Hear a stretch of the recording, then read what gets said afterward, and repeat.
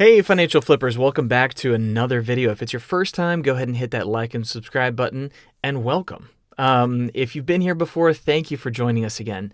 To dive into today's video, I'm going to be talking with a certified mechanic and certified financial coach, Waldo. Steven's a great guy. He's going to break down everything that we need to be looking out for when we're maintaining our vehicles, everything from induction services and getting our oil changed and tire wear and all that kind of stuff. So things that you and I need to look out for to save us a lot of money down the line. So I hope you're ready for a lot of information. Here we go. Hello, financial flippers. Welcome, welcome, welcome. So tonight we're talking about car maintenance with Steven. How you doing, Steven? I'm doing all right. How are you doing? Yeah, I'm good. I'm good.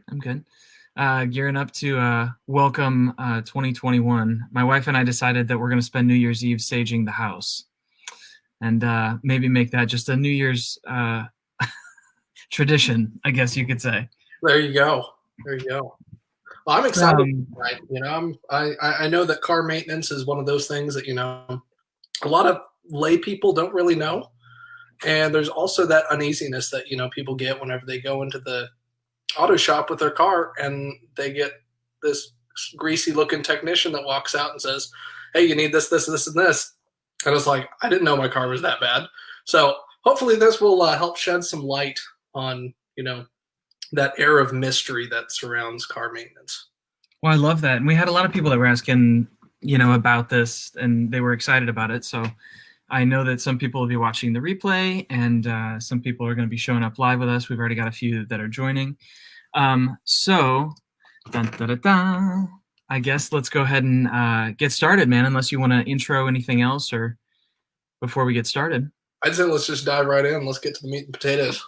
All right, here we go. Meat and potatoes, that sounds good. You've already eaten dinner. I haven't. All right. It's all you, man. All right.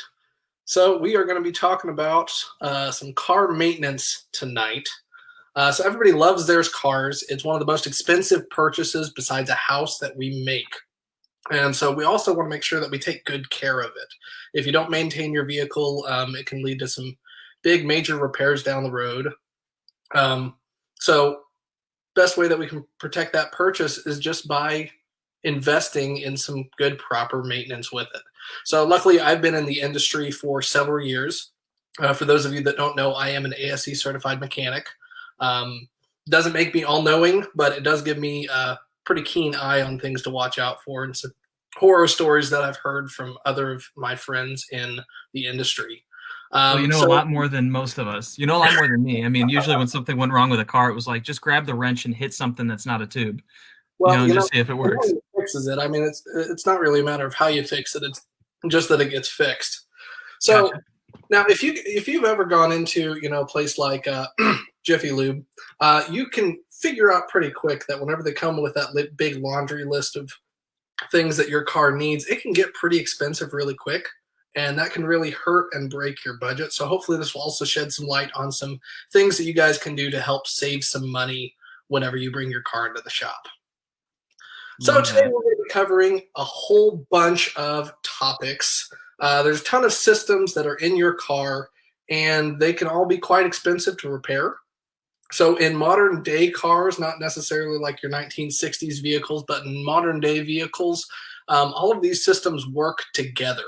So by making sure that we can support the little systems, that also helps support the big systems.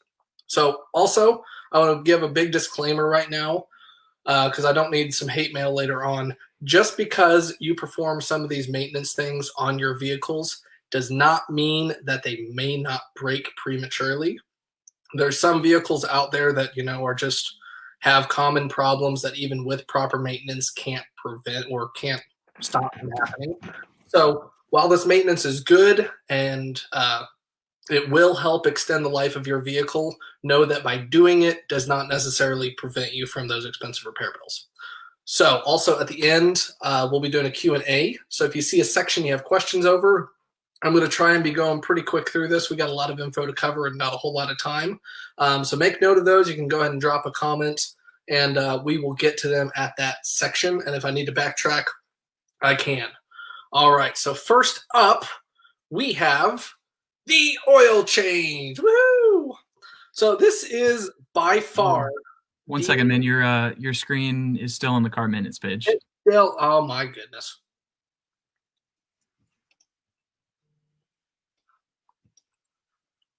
Where is it?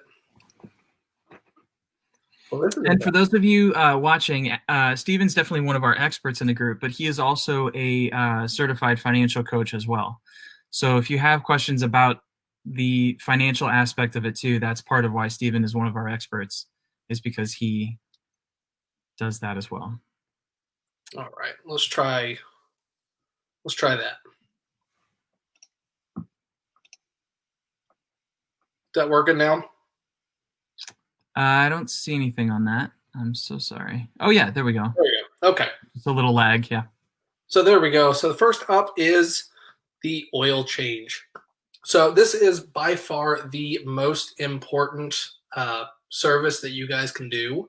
It's probably one of the most well known as well because if you've ever owned a car, you know that the oil needs changed. So if you guys have been driving long enough, you probably remember those signs. Let's jump to this first point where we go to the average cost.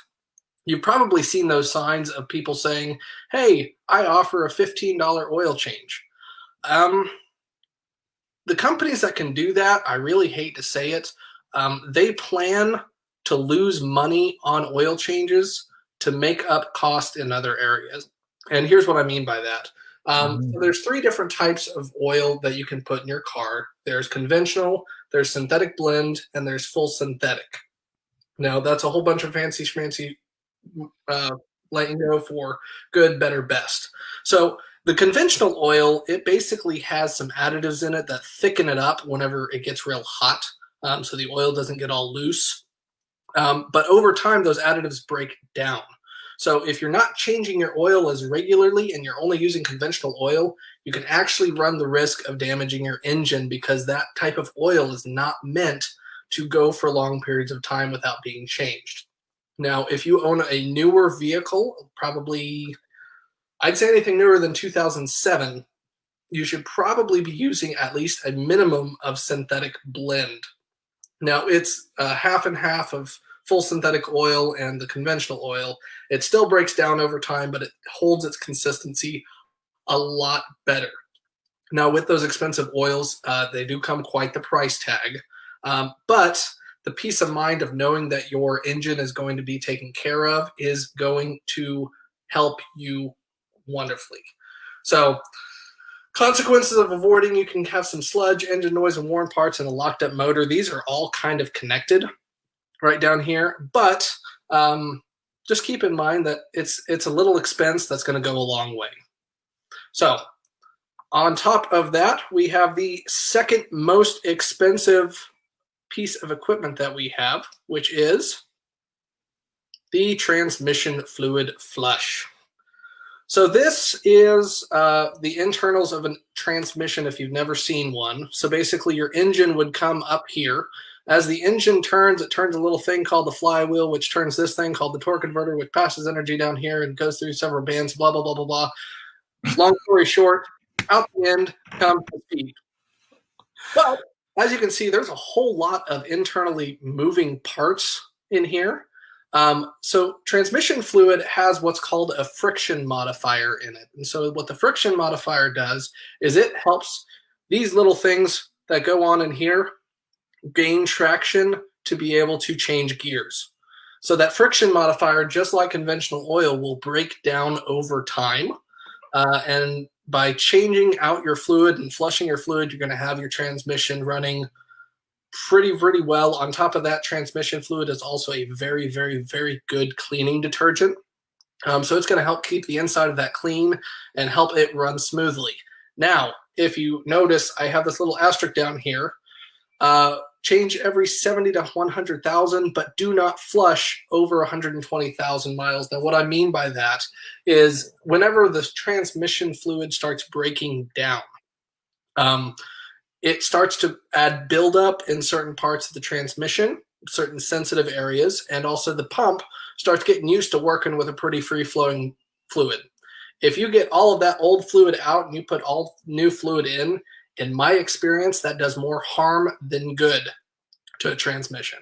So if you're driving your car, you've never had it done, you're pretty sure the previous owners have never had it done, you're well over 120,000 miles, just let it run its course. So there's possibly some additives that you might be able to add to it, but for the most part, I would stay away from it.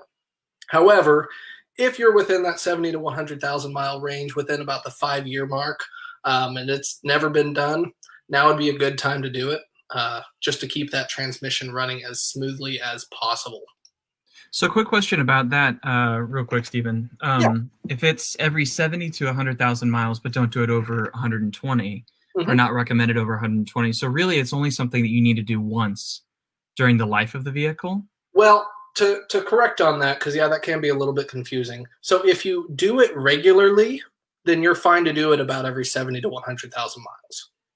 So if you do it at 70,000 miles, you're good to do it again at 140, and then you're good to do it again at 210, and so on and so forth. However, if you haven't done it at the 70,000 to 100,000 mile mark, and you just completely skipped that mileage interval, don't start it because it will cause more problems. However, Gotcha. if you have been doing it and you have been keeping up on that maintenance, then you're fine to just continue that maintenance schedule. That's an excellent question. Cool. Next up is the coolant exchange. So next time you go into like Jiffy Lube or something, they may bring out like the little sheet that says, "Oh, hey, by the way, your coolant's going to need to be changed because it's so many years old, and the manufacturers recommend blah blah blah blah blah blah blah blah blah." Fact of the matter is, this is a $100 to $200 service that, unless you have an older vehicle, probably isn't relevant. Newer cars today, like newer beyond 2011 and on, they have special coolant that they put inside of it that pretty much never goes bad. They've created some very, very, very fantastic stuff. Back in the day, so probably early 2000s to about 2007, 2008, they had come up with some coolant that they thought was going to be better, but it would actually break down and clog up your engine and clog up your heater core and just cause all sorts of problems. And that's where this service really got its shine from, is from that older type of coolant. I believe it was called Dexron. No, Dexron oil or coolant. So pretty much if you've got a newer car and it takes universal coolant, just let it ride. Now, especially for those of you people, I'm in the middle of Missouri. For those of you people down in Florida, another big concern that some lube places have is freeze point of the coolant. I'm pretty certain that Florida never gets really cold enough to freeze over. So that would be something that if you hear that pop out of somebody's mouth, then I would just avoid it altogether. Next up, we're going to try and fly through these things pretty quick. Next up, we've got the power steering flush. This is another common one that gets sold and thrown around in quick lubes all over. I have this nice big, if you're old enough, you'll remember these gigantic, enormous steering wheels back in the day. That was to make sure that you didn't have to, struggle to be able to turn that large boat back in the 60s. So they came up with the power steering pump, so they could make this big, gigantic steering wheel just a little bit smaller and make the car just a little bit easier to use. And the fluid that they put in there is another type of hydraulic fluid. That's where it gets its pressure from. And the hydraulic fluid just helps turn the car.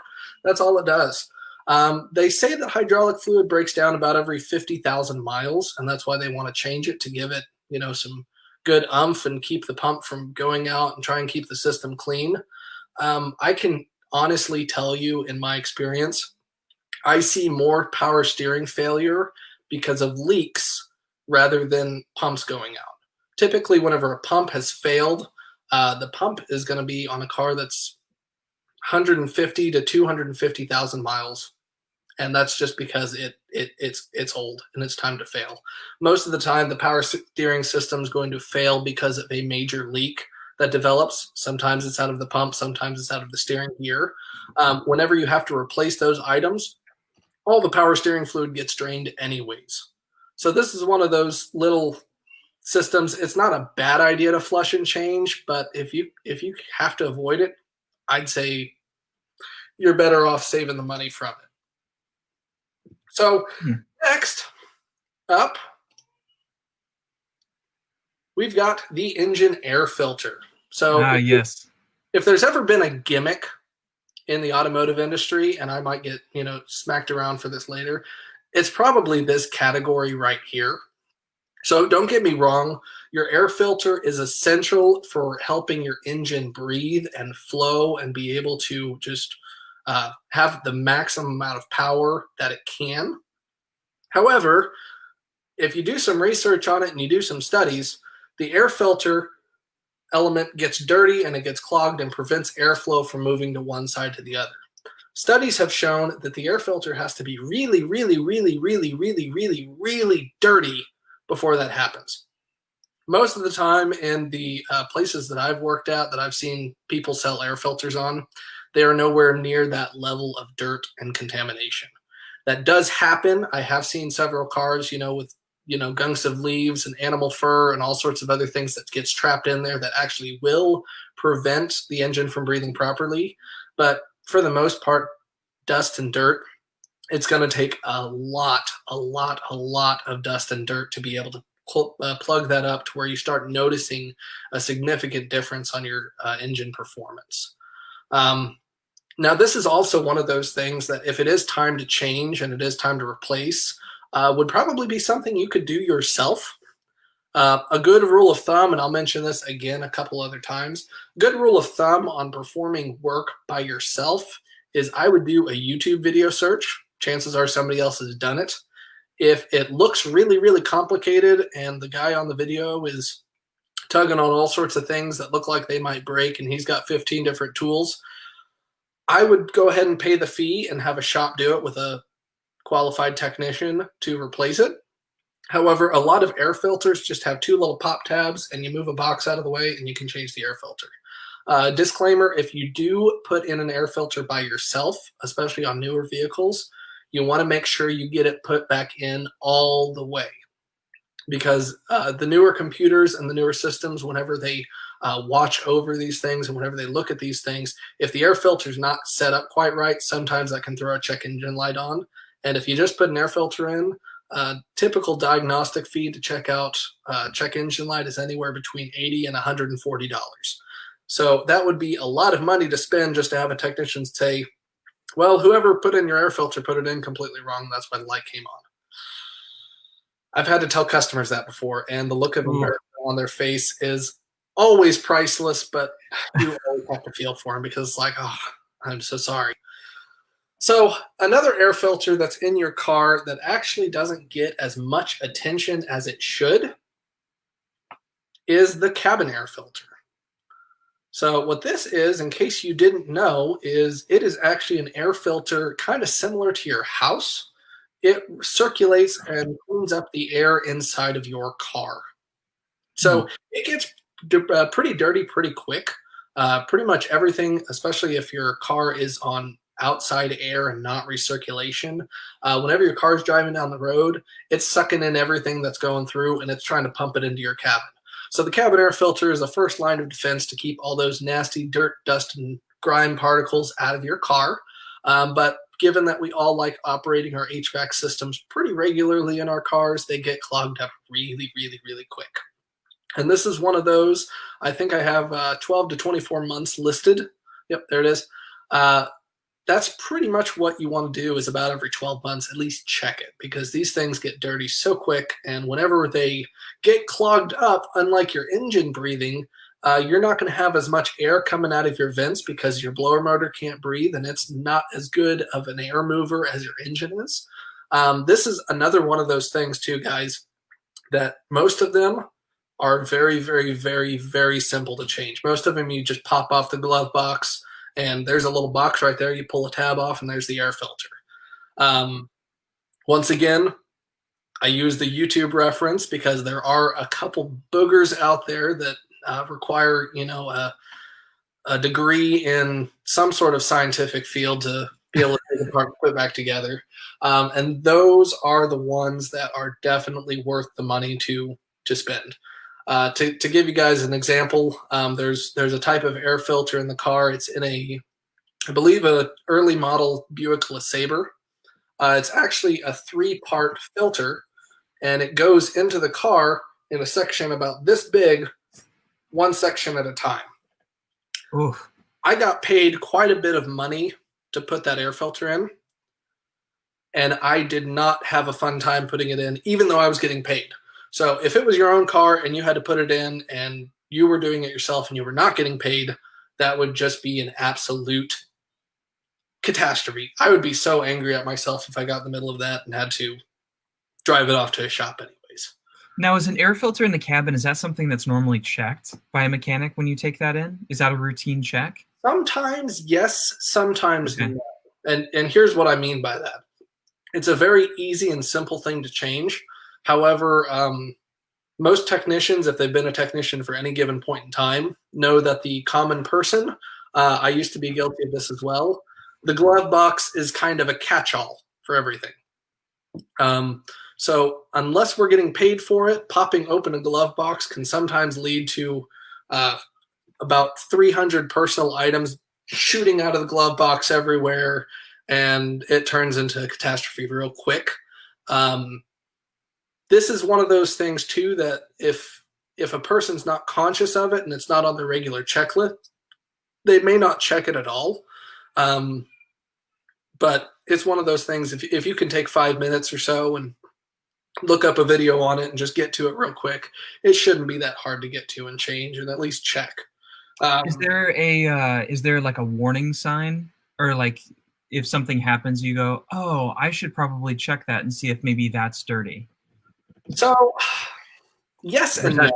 Okay. Usually the warning signs of a cabin air filter that's incredibly dirty, by the time it gets that dirty, it's too late to just change the cabin air filter. I've had cars before that they get leaves and debris inside of them, and it clogs up the air, and so the air starts not blowing super well, but you're driving the car every day, so you probably don't notice that. But then the filter finally bows down and gives way, and then a leaf or a little twig gets sucked behind it and gets down into the blower motor. And now your blower motor is making an awful, atrocious noise because it's spinning around at 600 RPM, and this little twig's you think your dash is about to explode, and well, then we've got to go and we've got to pull the blower motor down and just get the stick out. It's fine at that point, but usually by the point that your cabin air filter really needs changed, it's far too late for that. Gotcha. So it's one of those little maintenances. Plus, it just helps you breathe better. So everybody likes breathing, I hope. I hope so. Well, you wouldn't know if you don't. Absolutely. Next up, if you've ever owned a car, you've probably heard somebody mention somewhere down the line that you need to change your spark plugs and your wires. So this right here, let's get back to this.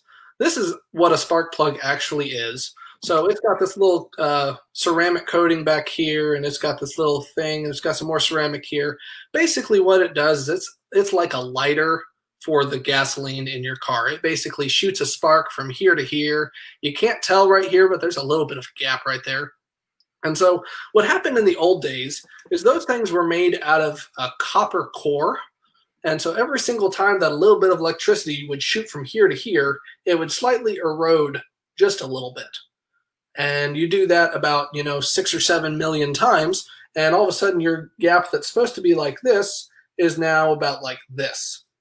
And it makes the engine really, really, really difficult to try and shoot a beam of electricity across that higher gap that's there. That was really where the tune-up came into place, is they wanted to say, okay, about every, back in the day it was like 30,000 miles you need to change your plugs.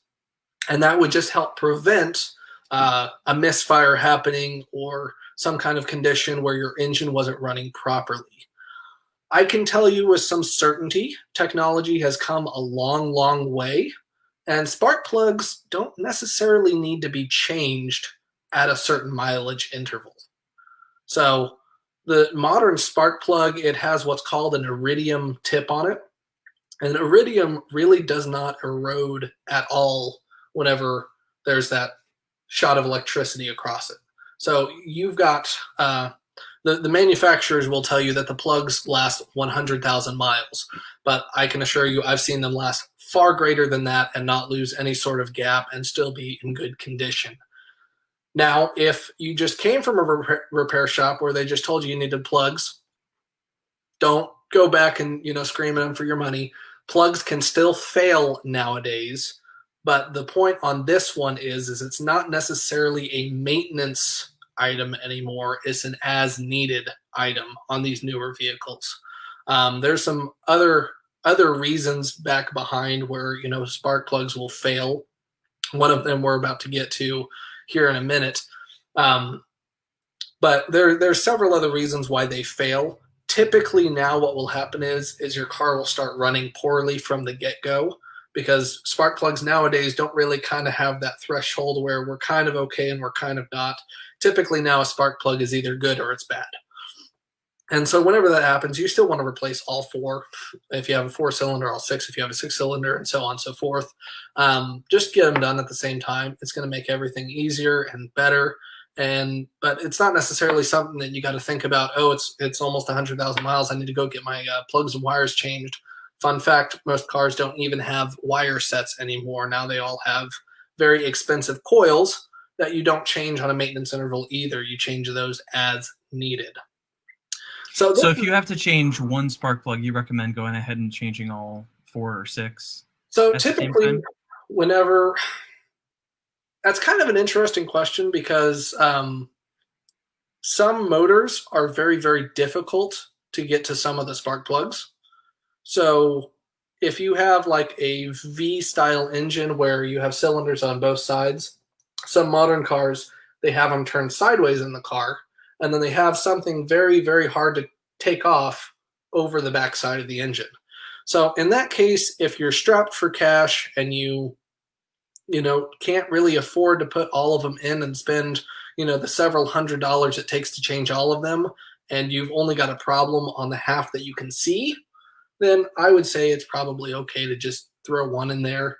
But typically, whenever you're talking about spark plugs, if you have to change one, you're typically in a position where the rest of them are just right in front of you as well. So that's a very rare case that I probably shouldn't even mention, because it's just so minuscule that it has no merit. But yeah, typically if you're going to replace one, you can just replace all of them. Gotcha. So another thing that can make this super, super, super expensive is this little number right here. I've had this happen on a couple different engines. This is no fault of the vehicle. This is no fault of the maintenance. This is just something to keep in mind whenever you do go and get it changed. This is also a very rare condition, but every now and again, a technician will run into a situation where they go to pull this one-piece spark plug out, and part of it comes out and the other part stays in. And that's no fun. So the thing that I want to caution you about on this is some spark plugs can be easily changed, going back to, whether or not we can do our own maintenance. Some spark plugs can be very easily changed, and if you've got, some level of technical ability, it would probably be okay for you to change them. Just know that if this is a first-time project and you think, hey, I want to go ahead and do this to save some money, it can turn ugly really, really, really quick. And then you've got to look for a tow bill to get it to a shop where a technician is going to have the proper tools to be able to get that out and possibly prevent you from having to pull the whole cylinder head off the engine. So that would be a very major, very expensive repair. So this, I'll kind of backtrack to this, and this goes back to even like changing your own oil. I didn't mention it whenever we did that. But there's something to be said for whenever you do work on your own vehicle about the peace of mind that comes from the security of taking it somewhere. So like if I was working on my own car in my own driveway and I go to, hit something loose with a hammer and I miss and I punch my headlight out for some reason. I'm just terrible with a hammer. The only problem is I'm now responsible for that headlight, and I did it to my own car, so I've got to just go in and fix it myself. If I had taken it into a repair shop, and the repair shop guy, he goes to strike the hammer in the exact same place, he's terrible with a hammer too for some reason, and he strikes my headlight out, well, now it's the shop's responsibility to pay for the headlight. if they're a good, reputable shop. Some cheapo shops will try and talk their way out of it. Don't let them. Don't let them. But that being said, there's something to be said for, if like this situation with a spark plug, if that had happened because of a human error, if a person was using a tool they weren't supposed to try and get a spark plug out and then broke it in half, that would be on the shop to fix. That wouldn't be something that should be added to your repair bill. However, if you're sitting in your driveway and you do something that you're not sure about and you're not comfortable with, and you do something to break your car, well, now you are liable for that repair, and you've got to go pay to have that fixed, which you may not have had to pay for in the first place. So that is something to keep in mind for you DIYers. There's a lot of good to be said for doing things yourself and saving a buck. If it's in over your head, or you think I've never done that before, but I can't imagine it would be that hard, I would at least call for a quote. The same thing with the air filters, the cabin air filters, spark plugs. Another good thing you could do if you can't find anything on YouTube is call a local shop and have them run you a quote on that item. For like a engine air filter or a cabin air filter, if it's going to be less than like 50 bucks for them to put an air filter in, you're probably good to do it yourself. It's not going to be that difficult of a task.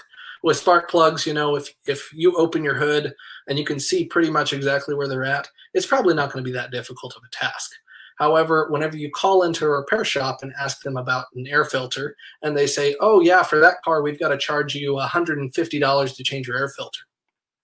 Whoa, time out. Okay, I've got to pay a lot more money, which means it's probably going to take a lot more skill and effort.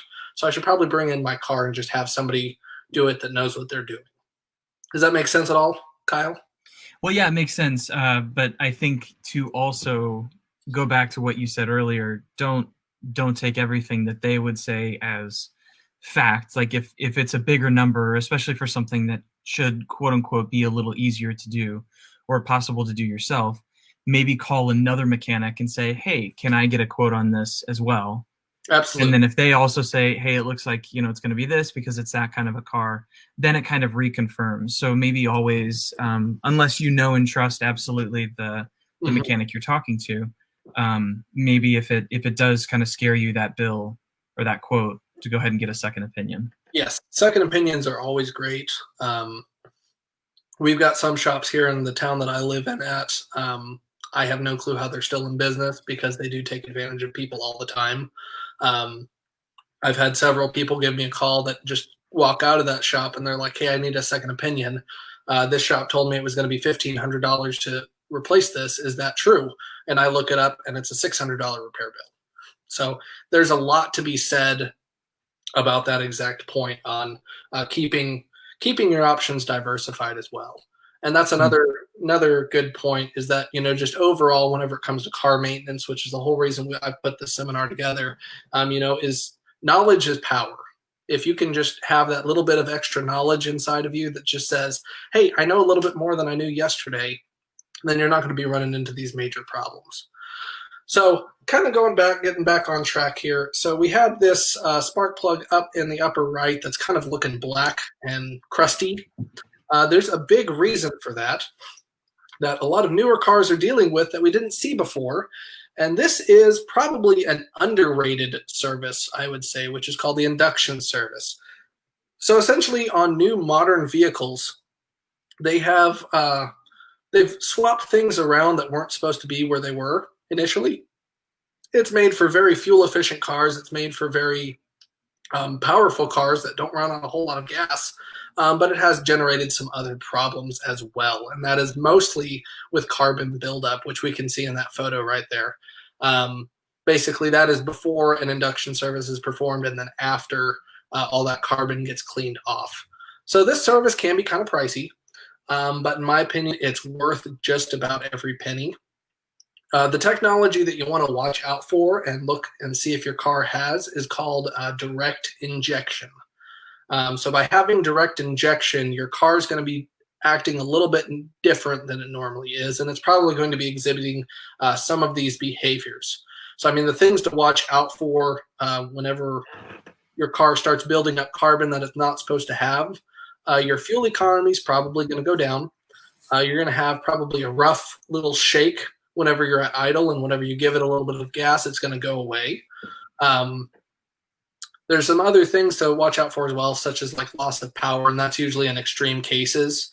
The most extreme case I've ever heard was a Ford dealership that had somebody trade in a new Ford Explorer with only 28,000 miles on it. And it is because they had so much carbon buildup on their valves that they couldn't even pull the car up any sort of hill whatsoever. The car would just die. And that's because it couldn't breathe properly. So this is one of those things, if you do a lot of highway driving, that we're finding out that seems to clean out that carbon just a little bit better. So you could probably push this service off to about every 50,000. If all you do is stop and go traffic like Los Angeles or Atlanta, where you're sitting in traffic for 3 hours and you're not getting up and going, you may want to be able to do this service probably every 5,000 to 10,000 miles, in all honesty, to keep your car. Oh, wow. So a lot more often. Performance. The trouble is that they're finding is whenever you really open the engine up and you accelerate to those highway speeds, it kind of helps loosen up some of that carbon and just helps suck it out the tailpipe, so it's no longer in the engine. But whenever you're just going stop, go at idle, you're never really giving the car enough power to be able to suck that in and shoot it back out. It's just going to kind of sit there and just build up on. Interesting. So that's something to keep in mind. This is also might be listed in your service manual that came with your vehicle.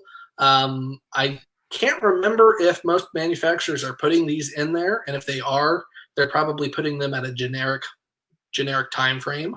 But just check your service manual and see where it recommends that the service be done. If you have an old style car, which just has what's called port injection, this is not really one of those services that I'd worry too much about. It's one of those deals where the whole reason for this buildup is the ethanol that we now put in our fuel. The ethanol doesn't burn. It burns cleaner in terms of emissions, but it does not burn cleaner in terms of what you would call a campfire. It's like burning a log versus burning leaves. The leaves would be like ethanol, where it just kind of smokes and pitters and steams a little bit, whereas the log would be like good gasoline. So what they do sell, if you're not using ethanol-free fuel, something they do sell that you can just buy in the store is a fuel additive. It's going to be in a bottle like this. It's going to be called like injector cleaner or fuel induction kit or something like that. It's something you just toss in your gas tank about the same amount every 30,000 miles or so. Whenever you toss it in your gas tank, go ahead and fill up your gas at the same time. Drive that tank as slow as you can. And that should help just kind of clean out the system and make sure everything's running good. Clear as mud? Clear as mud. Awesome. Direct injection. Now, is that something that you could just kind of like Google and find out whether or not your car is a direct injection? Yes. It might be kind of hard to figure out if you don't know what you're looking for. But for the most part, you can do a Google search and just ask, is the direct injection, first and foremost, is something that started about 2010. That was whenever it really started getting popular, maybe 2009. So if you got an older car than that, then don't worry about the fuel induction service. I would worry about the fuel treatments.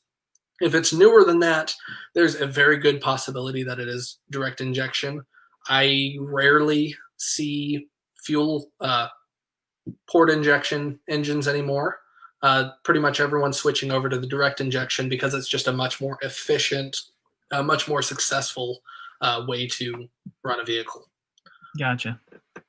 So next on the list, this is, besides your vehicle, the biggest investment that most people typically make in terms of regular maintenance. So if it's been a while since you bought a new tire, they're now typically selling between $100 and $300 a piece on average. So if you buy 4 at one time, that's anywhere between $400 and $1,200. Ouch. So the worst thing that we can do is we can spend $1,200 on tires and then we ignore good maintenance on them and cause them to run out prematurely. That is bad financial fitness. So first big thing that we can do that can just help prevent early tire wear is just a tire rotation. And so basically tires, They're kind of like toddlers. They don't like to be in one place for too long. They get a little antsy and agitated. So what a tire rotation does is it takes a wheel, say it's on the back, and it just puts it to the front. And we might change sides with it as well. The point is we're just getting that tire, making it like a happy toddler. We're just moving it around, having some fun. And we're going to try and swap it as many different places as we can. So the tire rotation we want to do about every 5,000 miles. Once again, if you're doing, only highway travel where you're going long distances at high speeds, you could probably push it back to 10,000 miles. Overall, a tire rotation is between $15 and $25. It's not the most expensive maintenance in the world, but it will save you a lot more money than it will cost you. You can't really do it too much. If you choose to do it every oil change, that's probably best, in my honest opinion. So the second thing that you can do to prevent premature tire failure is just make sure that your vehicle's aligned. So whenever your car comes out of the factory, the engineers have specific measurements to make sure that all 4 tires go down the road straight. Well, as your car starts wearing, you've got a whole lot of moving parts in it. Your car can start to sag, and then your tires can start doing this number. You won't be able to see it with your naked eye, but they start to do a number like this or like this. And whenever you have tires that are going down the road like this or like this, you're not rolling anymore, you're starting to drag. And that can eat up your tires quicker than just about anything else. So aligning your vehicle is a pretty cheap thing to do in retrospect. It's typically between $70 and $140, depending on the type of vehicle that you have and where you take it to. That's just going to make sure that your tires roll down the road smooth. It might increase your fuel mileage if it's out of whack too much, but that's just going to help give them regular wear. Both these things, if you don't do them, if you keep a tire in the same exact spot and you don't align it very easily, it'll actually start to do numbers like this. Basically, this tire right here, if you can see it pretty clearly, it's got this little strip down the middle where it's excessively worn. That's typically because a person overinflated their tire. So they actually put too much air in it rather than the factory recommended. This tire over here, you can see just a little bit of irregular wear here and a little bit here as well. This tire is a little bit more exaggerated. You may not be able to tell it, but it's got some wear where it's excessively worn here, it's got good tread here, and then it's excessively worn here, and then it's got good tread here. This one is definitely a classic case of we just didn't rotate our tires enough. And so it started getting some irregular wear patterns in it. And the trouble is, guys, is whenever they start wearing irregularly, they don't go back to normal, ever. There's things that you can do to prevent them from getting worse, but tires will never get better whenever they start wearing irregularly. So it's something we need to take the front end on, just take some precautions. And overall, guys, this is probably the biggest piece of advice that I can give you. If something feels off, wait. Just say no. If a person walks out to you and they say, hey, your car needs about $950 worth of individual repairs because you got this wrong, this wrong, this wrong, this wrong, this wrong, this wrong, this wrong, this wrong, and it's overwhelming you, just say no. We'll wait. I want to do more research on it. And you can go home. You can do some research. You can come reference this video. You can message me, call me out in the group, and we can talk about it. If something's off, just say no. You can always come back and do it later. Most shops, they keep all your information. They store all the services they recommend. So if you leave and 2 days later you say, hey, they had recommended some things to me. I can't remember exactly what they were, but I want to go ahead and do them. You'd be amazed at how quick the salesman's going to say, oh, yeah, we recommended this, this, this, and this. Well, you want to get set up for Sunday or Monday?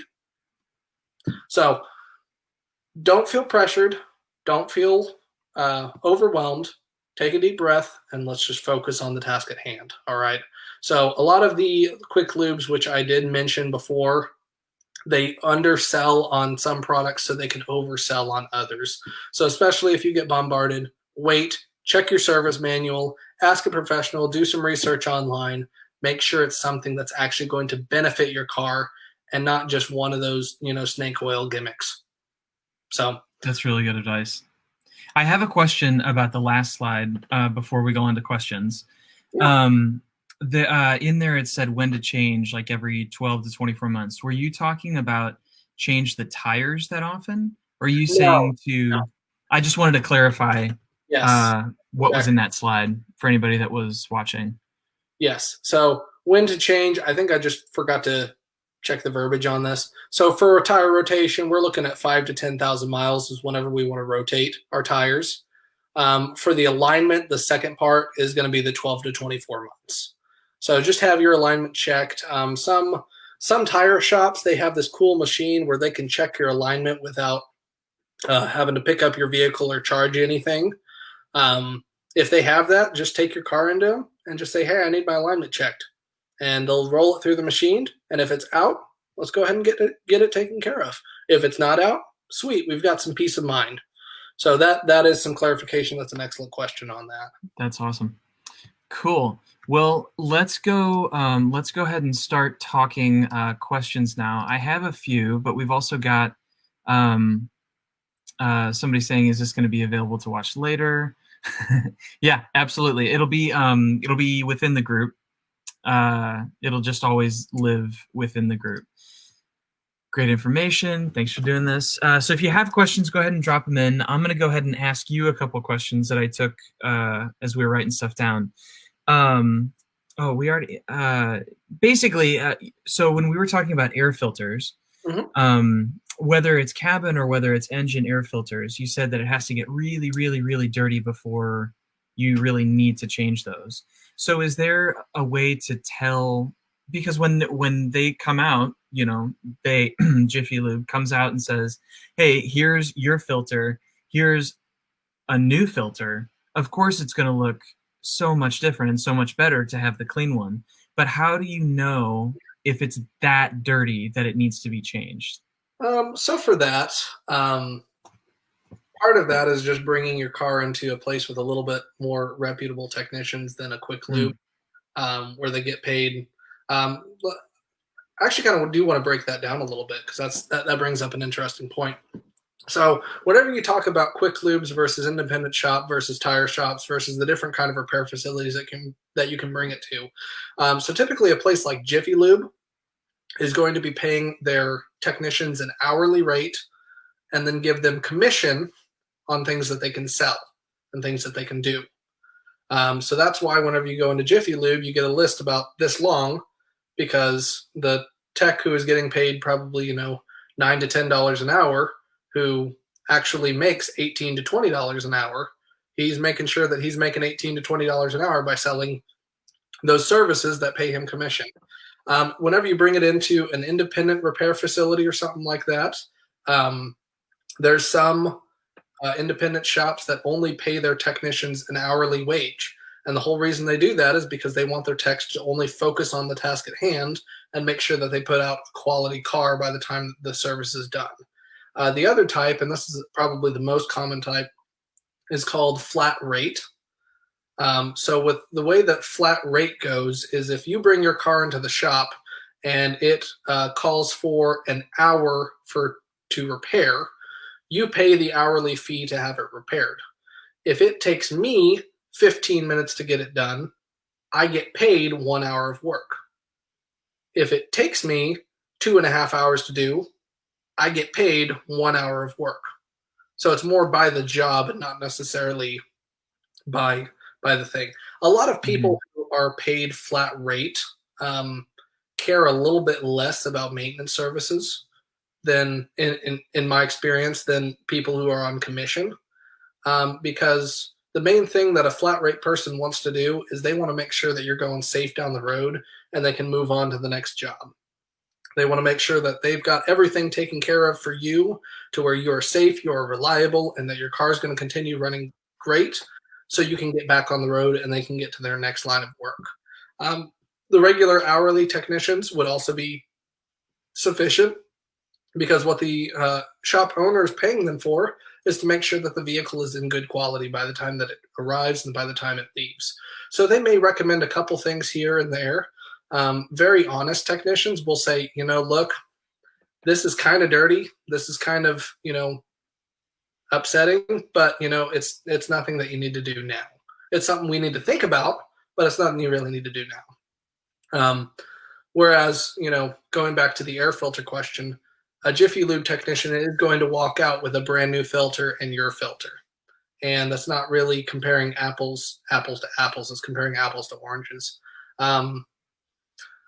So in terms of actually knowing how dirty it could be, I would just say as a good rule of thumb, if you're not able to change it yourself and inspect it yourself, is if there's leaves and debris and all sorts of grass and hay and large items that are attached to your filter in what's called the pleats, which is like a little finger thing. So if you've got stuff that's sticking out of the pleats and it's hanging everywhere, it's probably about time to change it. If it just looked, So it really has to be kind of that extreme before it really needs to be changed. That's interesting. I mean, yeah, that's such an easy upsell for places. Absolutely. Okay, next question. Does doing things yourself, does that void warranties? So like say, because you were talking about putting in an air filter yourself, but if it doesn't go in all the way, something else might not work as efficiently.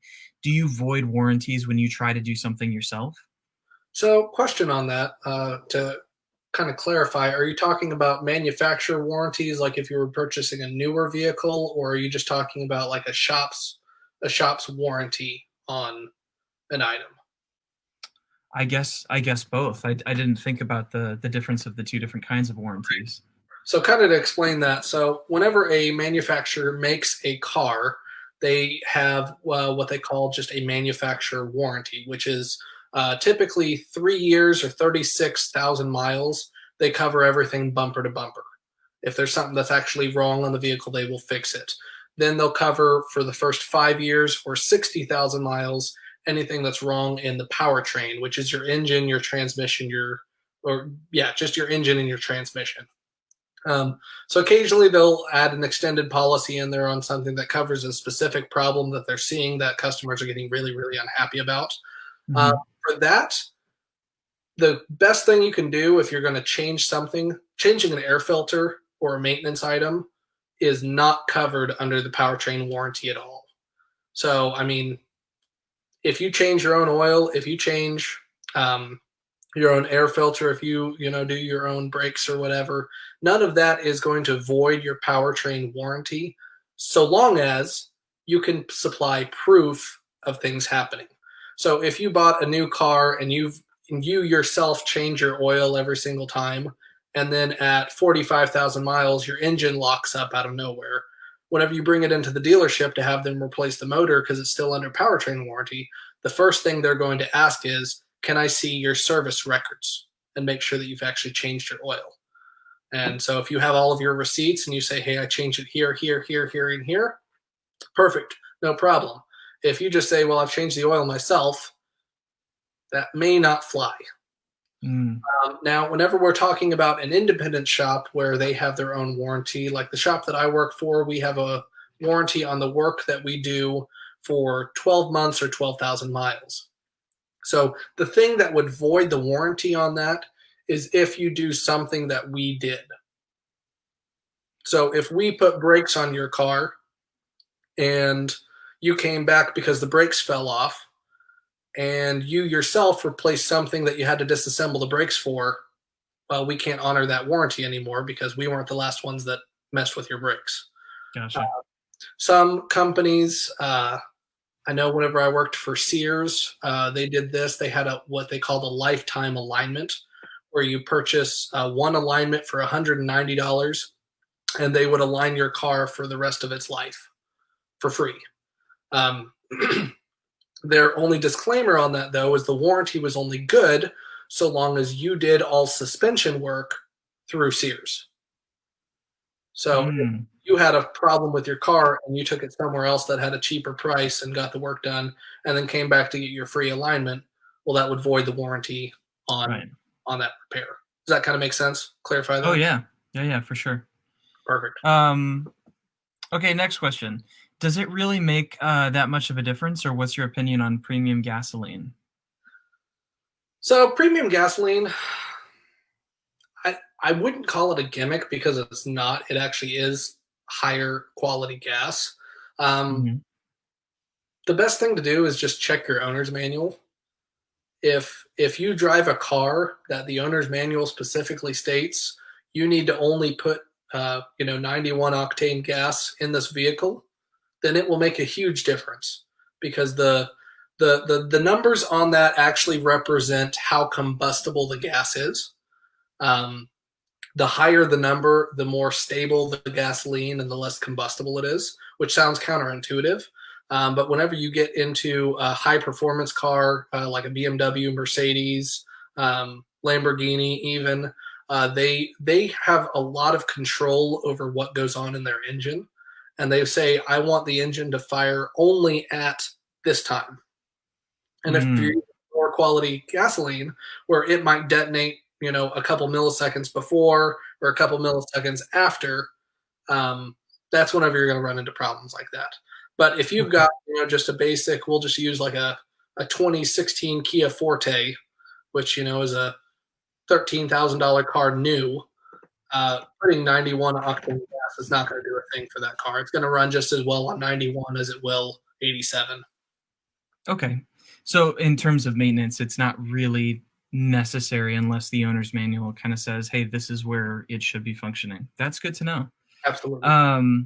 I have two more questions. One is there kind of an average cost that you would say people should, because I know you are too. I love sinking funds, and having one for car maintenance, I think is key. Like, we know that something's going to go wrong with the car at some point, so it's better to be prepared for things like that.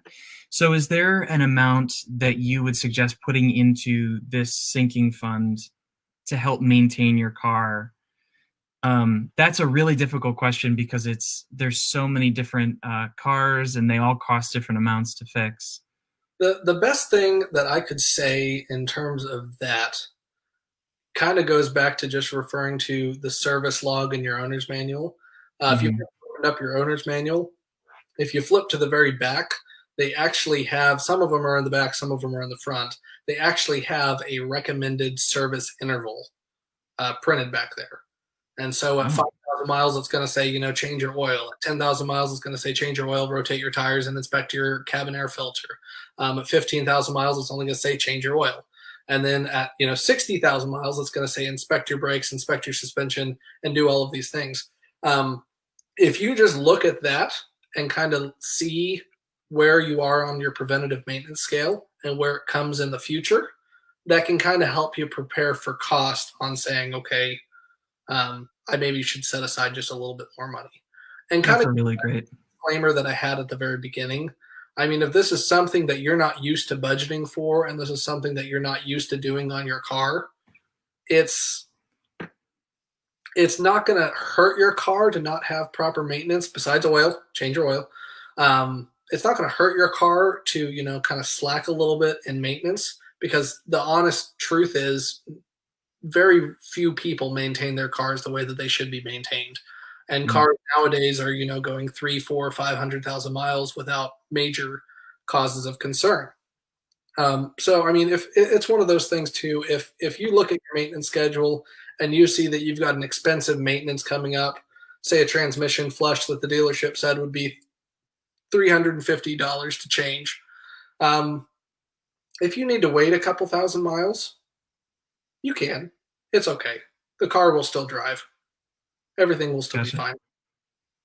Okay. Yeah, I mean, that's really good advice. And if you look in that back and hey, my average oil change is about this, or you look it up and maybe call and get a quote and say, how much would it be to do this service? And then you can kind of break down that, okay, about how much to save up for. That'll give you an idea.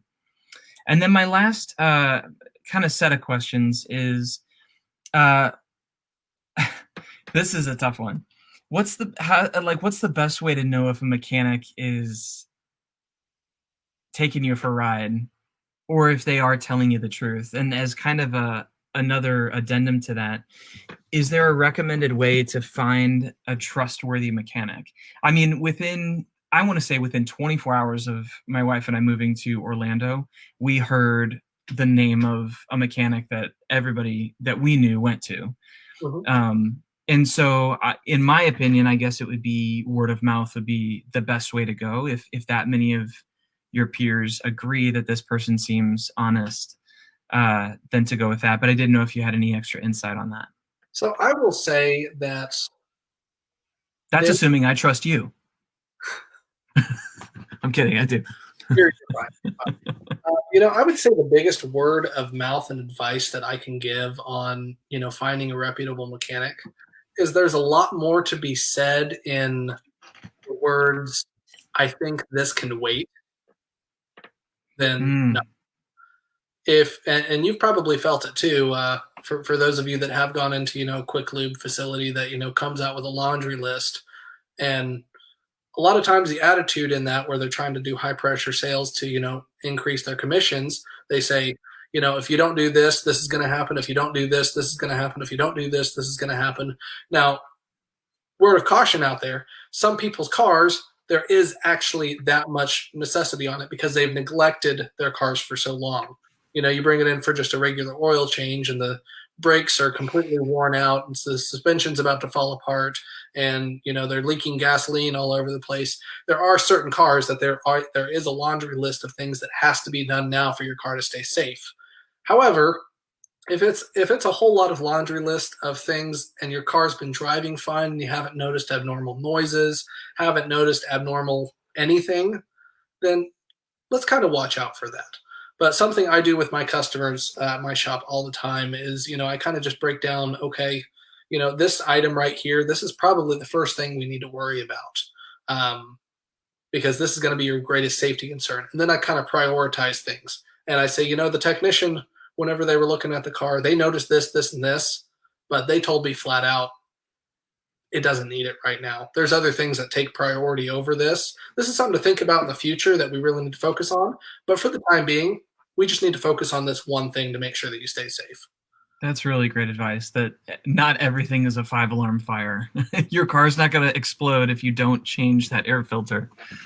That's good. That's good. Well, I thank you so much for sharing this and for helping people out. I think it's wonderful. Do you have any last words for people? Any last bits of advice before we take off? Advice that I will give that I kind of completely missed whenever we were going over it. Back to the oil changes. I'm very passionate about oil changes, if you hadn't noticed. Oil changes and sinking funds. Oil changes and sinking funds. With your oil change, a lot of car manufacturers have gotten in trouble in recent days.